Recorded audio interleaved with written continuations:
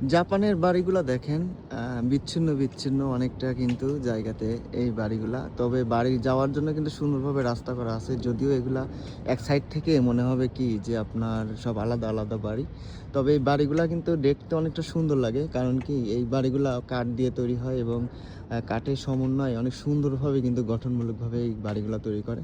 তো বাড়ির সামনের দিক থেকে আপনাদের দেখাই, এই সাইড দিয়ে কিন্তু সুন্দরভাবে রোড করা আছে। জাপানের যেখানেই বাড়ি থাকুক, মাঠে ঘাটে যেখানেই বাড়ি থাকুক তো সুন্দরভাবে কিন্তু রাস্তা করা থাকে।